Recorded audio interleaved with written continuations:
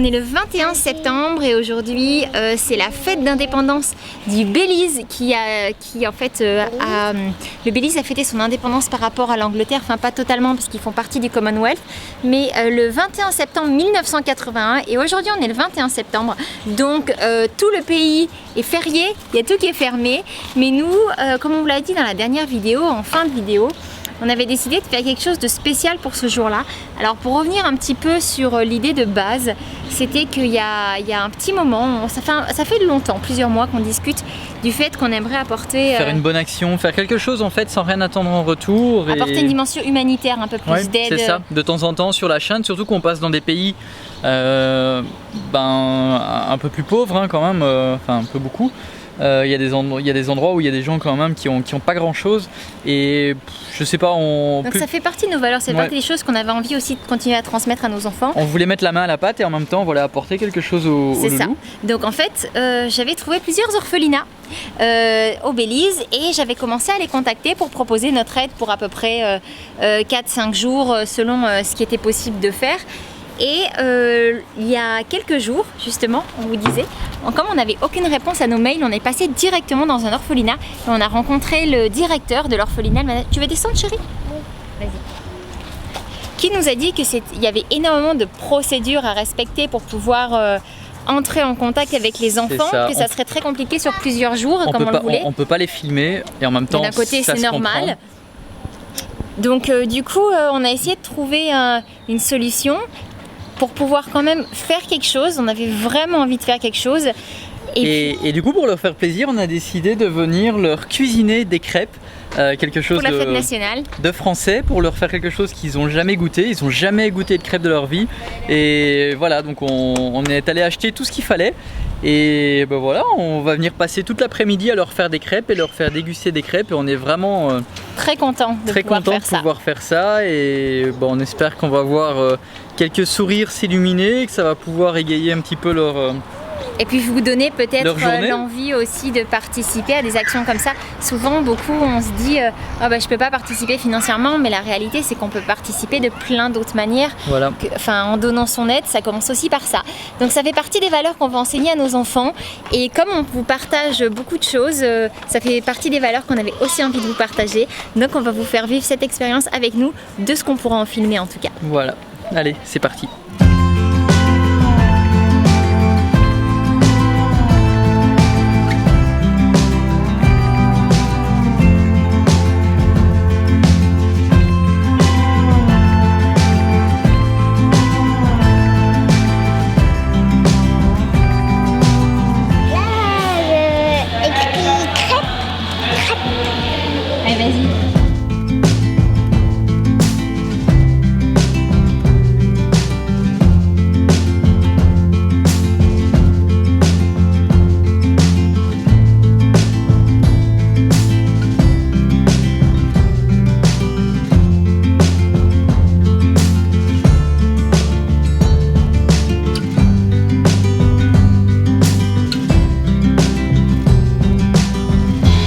Faire 300 crêpes, enfin c'est le plan, on va voir comment on s'en sort.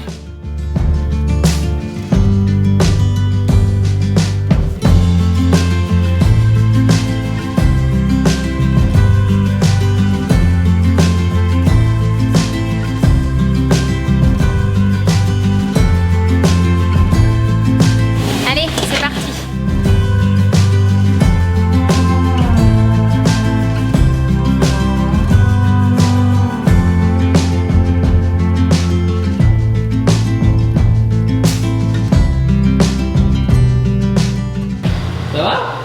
C'est un peu lourd, je crois qu'on a fait... on a de quoi faire 2-3 crêpes. Quelques-unes, 3 fois rien. C'est ça. Tu vas la mettre là? Je vais la mettre là.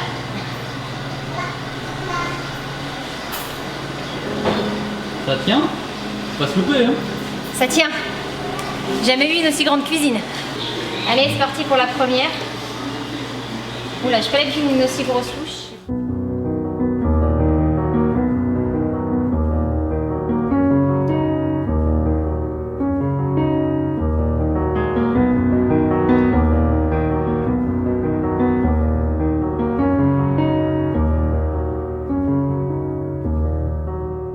On a fait une bonne Bravo. Waouh. C'est quoi, Eleanor? Quoi? C'est quoi? C'est le drapeau du Belize et le drapeau de la France? Oui, le drapeau de la France et du Belize. Super. C'est écrit quoi là? Oui. T'as écrit quoi? Crêpe. Ouais. French crepe. Yeah. Alors, ça va? Ça va, mais je suis pas rendue, moi je vous le dis. Hein. Parce que 200 à 300 crêpes avec juste 2 poils. Pourquoi ils ont pas de poils? Bah si, mais c'est pas des poils là, c'est de quoi nourrir tout Belize et tout le pays en même temps. Hein. Et puis en plus, c'est un peu galère là, j'avoue. Leurs feux sont énormes, alors j'ai un peu de mal à m'y faire, j'avoue. C'est les pires crêpes que j'ai fait. Ah ben on va enfin pouvoir commencer à servir et on va leur demander qu'est-ce qu'ils veulent dans leur crêpe et on va leur servir la crêpe. Chocolat, sirop d'érable ou du sucre. Voilà.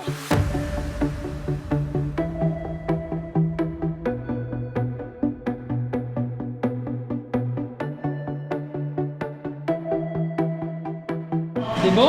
Oui, c'est bon. Oui. Qu'est-ce qu'on a fait aujourd'hui? Des crêpes pour les enfants. On a fait des crêpes pour les enfants? Oui. Est-ce qu'ils avaient l'air contents? Oui. Ils avaient déjà mangé des crêpes eux? Jamais, mais là, c'est la première fois. C'est la première fois qu'ils mangeaient des crêpes? Oui. Ils étaient contents hein? Oui. Est-ce que ça te fait plaisir d'avoir fait plaisir? Oui. Oui. Elle est bonne ta crêpe? Oui.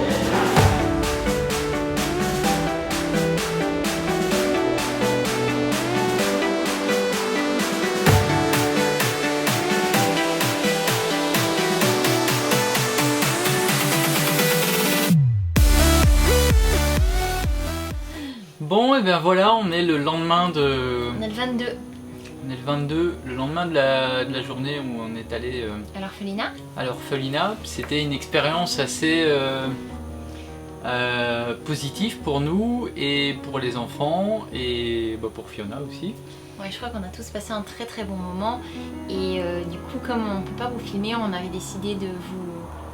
On s'est dit que ça serait bien de vous parler un petit peu de notre expérience entre guillemets, même si... Enfin, en réalité on n'a rien fait. On est juste allé faire quelques crêpes et apporter quelques sourires et c'était... on n'a aucunement la prétention de dire que on fait des actions ou quoi que ce soit, on avait juste envie de faire ça et quand on a quitté l'orphelinat, la première chose qu'on s'est dit c'est... Bah qu'on se sentait vraiment bien en fait. Et qu'on avait envie de le refaire. Donc... pas spécialement un orphelinat, mais des bonnes actions en fait comme ça. C'est ce que je pense que c'est ce qui manquait un petit peu sur la chaîne et... Même en nous, c'était déjà en nous, mais on n'avait pas encore trouvé le moyen de l'exprimer. Bah, après moi j'aimerais rajouter un petit quelque chose, c'est que je pense que avant de vouloir s'occuper des autres et d'apporter des choses aux autres, je pense que c'est important de s'occuper de soi-même. Et quand on n'est pas bien avec soi-même ou quand on est dans un projet, qu'on a plein de soucis, tout ça, bah c'est un peu difficile d'être vraiment bien avec les autres et je pense qu'on est d'abord avant tout la personne la plus importante sur Terre et si on n'est pas bien nous-mêmes, bah c'est un petit peu compliqué. Donc mais nous au jour d'aujourd'hui en fait on est quand même assez bien, on n'a pas de gros tracas qui nous traversent en ce moment et c'était vraiment le bon moment je pense pour aller faire ça et... Je sais pas si toi tu veux rajouter quelque chose. En fait, oui, j'aurais envie de rajouter quelque chose. Je pense, comme l'a dit Sébastien, que c'est très important d'être d'abord très bien avec soi-même et surtout avoir entre guillemets réglé ses problèmes parce que c'est pas en allant... alors oui, c'est très important d'aller donner du temps, etc. Et comme on vous l'a dit en début de vidéo, il y a tout un tas de manières de pouvoir venir en aide aux gens, que ce soit par un don financier, que ce soit par un don de temps. Mais j'ai envie de revenir un peu sur des choses qui se passent régulièrement. C'est que souvent on est confronté à des jugements. Même vous dans votre vie de tous les jours, vous êtes confronté à des jugements, que vous le sachiez ou non. Vous-même vous émettez des jugements. Et j'avais vraiment envie de dire quelque chose qui est hyper important à mes yeux, c'est que un sourire ça coûte rien à qui que ce soit. Et avant de juger la personne que vous allez avoir en face de vous parce que vous allez l'avoir vue un quart de seconde ou autre, imaginez-vous que peut-être la personne que vous croiserez dans la rue ou autre et que vous dénigrerez parce que vous estimerez qu'il a une tête de plouc ou que il fait la gueule ou quoi que ce soit, ou qu'il est plein de tatouages, ou qu'il est trop bien habillé. Peut-être en train de vivre la pire journée de sa vie, et si vous lui souriez, vous égayerez peut-être cette journée et lui éviterez peut-être des choses terribles par la suite ou quoi que ce soit. Un sourire, ça coûte rien à personne, et c'est tellement agréable de marcher dans la rue et de voir les gens qui vous sourient parce que vous leur avez souri à la base. Et ça coûte rien, ça rend juste les gens heureux. On le fait pas nous-mêmes tout le temps, hein. Nous aussi on a nos moments où on n'est pas bien, on est loin d'être parfait et c'est pas. On vous dit pas quoi faire. Hein. Non, vous partage juste des réflexions parce que je pense que Family Cost, je vois pas l'intérêt de partager les choses si c'est pour pas apporter quelque chose réellement aux gens qui regardent les vidéos, et ça vous le savez, on a toujours essayé d'apporter quelque chose de positif parce que je pense qu'il y a suffisamment de personnes ou de réseaux qui veulent apporter des choses négatives, du jugement, etc. On n'est pas du tout dans cette optique-là, et je pense aussi que c'est pour ça qu'on a une proximité telle avec tous les compagnons qui nous regardent et qui nous suivent depuis tout ce temps-là, et puis que ça continue aussi à grossir et qu'on est super heureux de pouvoir continuer cette aventure avec vous. Mais je pense que c'est important, et nous, en tant que parents aujourd'hui, et je sais que beaucoup d'entre vous sont parents aussi, de pouvoir montrer l'exemple en fait à nos enfants, montrer comment est-ce que c'est facile de pouvoir aider. Et on n'a pas pu vous filmer ça, mais j'ai juste envie de vous raconter un petit peu comment ça s'est passé à l'orphelinat.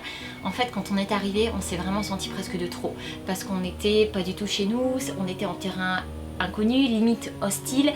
Et puis je pense que quand on a rencontré le directeur Paul quelques jours avant, il s'attendait pas à ce qu'on revienne, puisque quand on est arrivé, qu'il nous a vus, il dit « Ah mais vous êtes là ?» Oui, mais évidemment qu'on est là, on vous avait dit qu'on venait, évidemment, c'est sûr. Et puis petit à petit, c'est comme si quand ils ont vu le temps qu'on passait là, à quel point on était investis aussi avec les enfants. Sans rien demander en retour en fait. Parce que Sébastien les enfants couraient vers Sébastien pour qu'ils prennent dans les bras. On a vu Eleanor jouer, elle était sur les épaules d'un autre enfant, il courait partout. Il y a un petit garçon qui allait chercher des billes et c'était Kylian, il avait 5 ans. Il avait 5 ans et il a partagé ces quelques billes en fait avec nos enfants, ils jouaient dans la cour ensemble. Il y a vraiment eu quelque chose en fait. Qui en parenthèse, Timothy les planquait dans ses chaussures pour repartir avec. Et après en fait, j'ai essayé d'expliquer à Timothy que ce petit garçon là de 5 ans, il avait pas de papa, pas de maman, et que les billes qu'il lui a partagées, c'était probablement son seul jouet, et que Timothy il en a plein dans la caravane. Puis du coup, il a accepté qu'on ait les rendre et il lui a fait un câlin en fait. Donc, Et chez Eleanor, elle est rentrée, elle a dit à Fiona, elle a dit qu'elle avait plein de choses en fait qu'elle voulait donner pour les petits enfants, des habits dont elle ne se servait plus.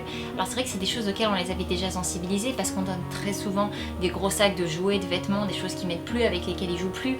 Et parce que voilà, c'est quelque chose qui je pense est important.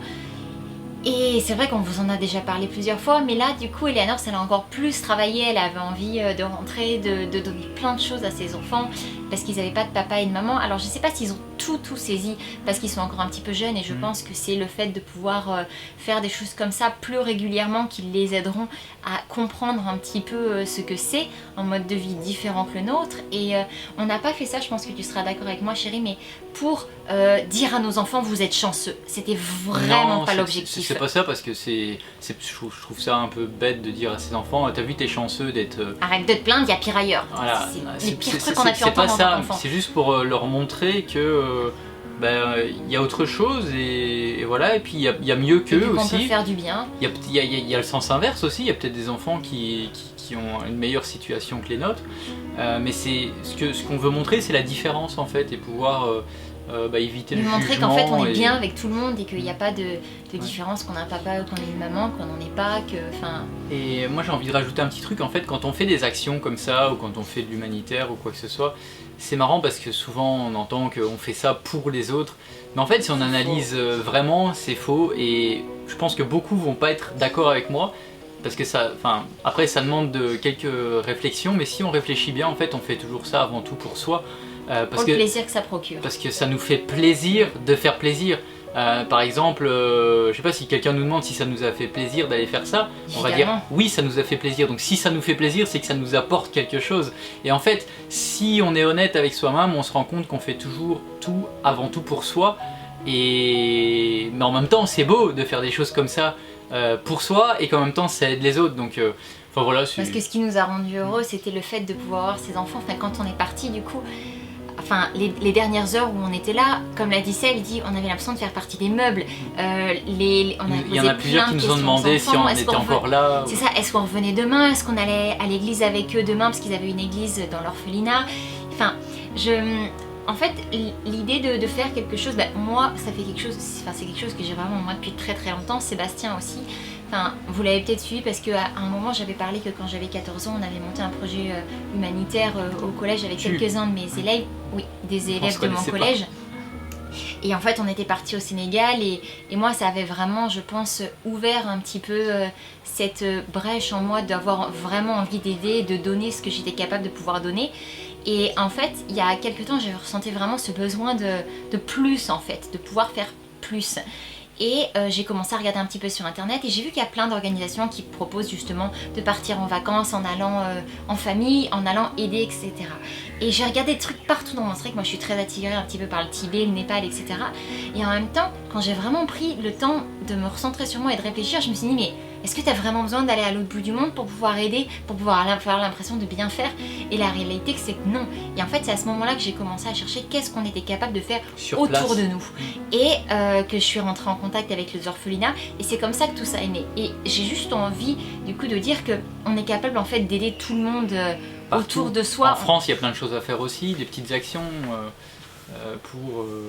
ne serait-ce que quand on n'a pas fini son assiette au restaurant ou ailleurs, plutôt que de le laisser partir à la poubelle, nous, ça fait des années, je sais que ça va sans doute en faire sourire certains, mais c'est très ancré dans les mentalités en fait en Amérique du Nord, centrale, etc. C'est qu'en fait, quand il t'en reste, tu pars avec. Nous on part avec et en France ça se fait pas trop donc on est un mal peu... vu, genre on est des cheap et tout. Mais on s'en fout, nous on emporte à chaque fois donc parfois on garde le repas pour nous le lendemain. Et parfois si on croise quelqu'un sur la route qui a pas à manger, on le donne un sans-abri ou quelque chose comme ça plutôt que de le mettre à la poubelle. Ou quelqu'un qui ça fera plaisir. Enfin, voilà. Donc voilà, il y a toujours possibilité de faire si c'est quelque chose qui au fond de vous sommeille et que voilà, cette envie d'aider. Et je sais qu'on est tous plus ou moins comme ça avec cette envie de pouvoir apporter quelque chose. Enfin je pense pas. De toute façon on est tous comme ça je pense et après... Encore une fois, ça fait vraiment beaucoup de bien, donc je trouve que c'est quelque chose de positif. Donc voilà, on voulait juste vous partager ça. Voilà. On espère que c'est beaucoup plus simple comme vidéo, on n'a pas trop voyagé. Malheureusement, on n'a pas pu vous montrer les enfants, mais en même temps, ça se comprend parce qu'il faut respecter. C'était un organisme, c'est quelque chose de privé en fait, donc on pouvait pas. Mais on fera d'autres actions, on pourra certainement vous montrer. Ce qui se passe, en tout cas ils étaient super contents. C'était, si vous saviez la joie sur leur visage. Ils n'avaient jamais mangé de crêpes de leur vie. Hein. Il n'y a pas de mots pour expliquer. C'était très drôle parce qu'il y avait des tout petits, il y avait des très grands. Ça allait de 3-4 ans à 18 ans en fait. À 19 il y en avait. Mais ce qu'il y avait un truc commun, c'est que parce qu'on a quand même pas mal parlé avec eux, c'est qu'ils étaient tous heureux en fait. D'être là, ouais. Et là, tu te rends compte que finalement, nous on se plaint de tout dans nos situations entre guillemets parfaites et que ces enfants ils sont profondément heureux là où ils sont alors qu'ils vivent dans un orphelinat. Donc je crois qu'il y a un moment, il faut aussi se replacer un petit peu dans le contexte et surtout avoir de la gratitude pour tout ce qu'on peut avoir. Et puis à partir du moment où on a de la gratitude pour ce qu'on a, en fait les choses s'apaisent et on est un peu moins dans la colère, dans la haine et dans la méchanceté et puis on apprécie plus ce qu'on a. Et voilà, je crois que ça sera le mot de la fin de cette vidéo. Et c'est ce qu'on veut véhiculer sur Family Cost et c'est pour ça qu'on vous a fait cette petite vidéo sympathique. Et ce qui est certain, c'est que du coup on essaiera de réitérer l'expérience d'une manière ou d'une autre, que ce soit dans un orphelinat ou autre chose. Du moment qu'on pourra vraiment aider tout ça, et je crois qu'on a tous les 5 beaucoup apprécié l'expérience. Fiona était super contente et puis c'est aussi quelque chose qui lui plaît, qui lui parle, donc ça se passe très très bien avec les enfants. Je sais que vous... oui, on aimerait préciser une chose par rapport à Fiona. Dans la dernière vidéo, dans les commentaires, vous avez été pour la plupart très gentils, accueillir Fiona et tout ça. Et il y en a eu d'autres qui, c'est pas méchant, mais vous avez dit ah bah nous on préférait Manon et tout ça. Je serre les dents pour pas dire ce que je pense là. C'est pas très respectueux en fait envers Fiona, parce que surtout que d'une part vous connaissez pas vraiment Manon parce qu'on l'a vu quelques fois en vidéo, et même nous, vous nous connaissez pas non plus. Voilà, même si vous regardez toutes nos vidéos, on connaît pas quelqu'un tant qu'on vit pas vraiment avec. Et là, Fiona, vous l'avez vu 2 minutes, elle a parlé 2 fois, enfin même pas 2 minutes. 3 quarts de seconde dans la vidéo, et il y a eu quelques jugements et on trouve pas ça bien, donc on voulait juste vous le dire. Enfin, sur Family pour que Cost, ça s'arrête. Voilà, sur Family Cost, on est là pour voilà, pour partager des choses positives et tout ça avec bienveillance, et on aimerait que ça reste comme ça dans les commentaires. Et mettez-vous à la place. Laissez une chance, rendez-vous compte que... Voilà, de toute façon, ouais, des Manon, il n'y en aura pas 50, et des Fiona, il n'y en aura pas 50. Voilà, tout le monde est différent. Elles sont toutes exceptionnelles à leur manière, voilà. Et je peux vous assurer que nous qui vivons avec elles, et Timothy et Eleanor qui passent leur temps avec Fiona et Manon, pourront vous garantir que ce sont 2 personnes très chouettes qu'ils aiment énormément. D'ailleurs, vous les entendez peut-être rire à gorge déployée là, à 50 mètres tous les 3. Donc enfin, voilà, on voulait juste dire ça. Bon, sur ce, on finit vraiment la vidéo. Mettez un petit pouce si vous avez aimé la vidéo, et on se retrouve dans la prochaine. Dans la prochaine, où on sera certainement en déplacement. A priori, oui. A priori, on va bouger d'ici, de ce magnifique... il pleut beaucoup ici, mais en même temps, ça fait du bien. Et puis voilà, enfin, soit. C'est fini, on vous embrasse très très fort, mettez-nous un petit pouce, abonnez-vous si c'est pas déjà fait, et puis on vous retrouve dans la prochaine vidéo. Ciao ciao. Attends, parce que je crois que je vais bâiller ou éternuer. C'est vrai. Merci. C'est bon.